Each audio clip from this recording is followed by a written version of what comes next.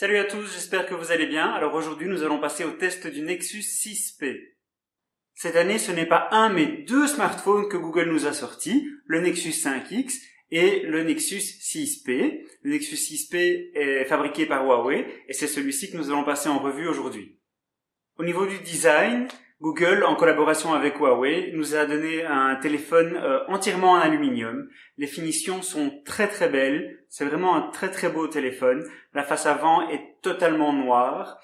Il y a juste une petite excroissance, je dirais, au niveau de l'appareil photo qui permet de stocker l'appareil photo, les flash LED qui permet également de stocker différents capteurs, notamment l'autofocus au laser. Le téléphone existe en trois couleurs. La couleur aluminium, qui est la couleur que je vous présente ici, la couleur graphite, qui est en fait la couleur noire, et la couleur frost, qui est en fait la couleur blanche. Le Nexus 6P est équipé d'un écran Super AMOLED, qui est un écran fabriqué par Samsung. Il a une diagonale de 5,7 pouces et une résolution QHD, c'est-à-dire 1440 par 2560 pixels.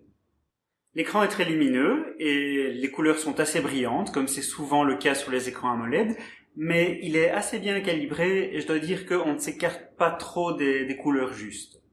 Au dos de l'appareil, on retrouve le capteur d'empreinte digitale qui est baptisé IM-Print par Google, qui est assez rapide, assez précis et qui permet donc d'allumer et de déverrouiller le téléphone en un seul toucher du capteur.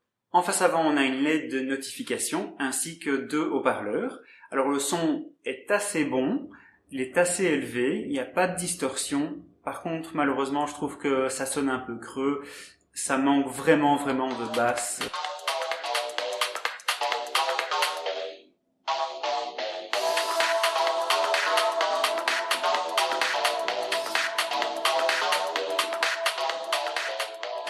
Finalement, je suis un peu déçu du son en réalité. Le téléphone est équipé d'une batterie de 3450 mAh.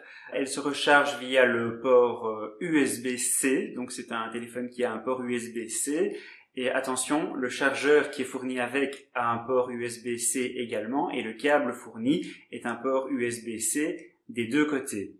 Il y a un autre câble qui possède un port USB-A avec un port USB-C de l'autre côté qui lui permettra de le connecter à votre ordinateur, mais bon, ce câble fait seulement 20 cm.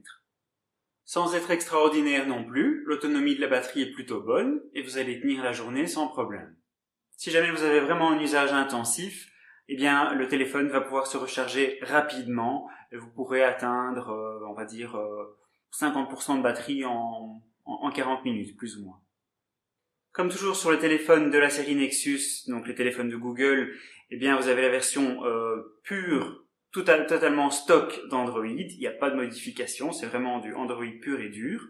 Alors l'avantage c'est que l'interface est très fluide, on n'a pas de ralentissement, vraiment tout est vraiment bien optimisé avec le téléphone. Un autre avantage c'est que vous aurez toujours les mises à jour en priorité et donc votre téléphone aura toujours la dernière version d'Android disponible.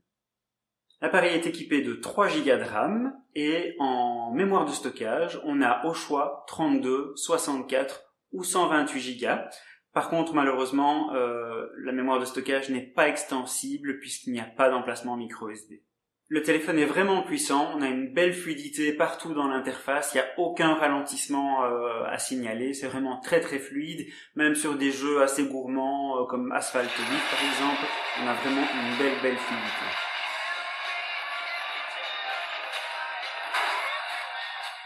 À l'arrière, on a le capteur photo de 12,3 mégapixels. Il est capable de filmer en 4K à 30 images secondes et également en HD 720p à 120 ou 240 images secondes. L'appareil fait de très belles photos et est aussi particulièrement efficace en basse lumière. C'est l'un des meilleurs appareils photo du moment sur un smartphone. À l'avant, on a un capteur de 8 millions de pixels qui sera capable de filmer en HD et en Full HD à 30 images par seconde.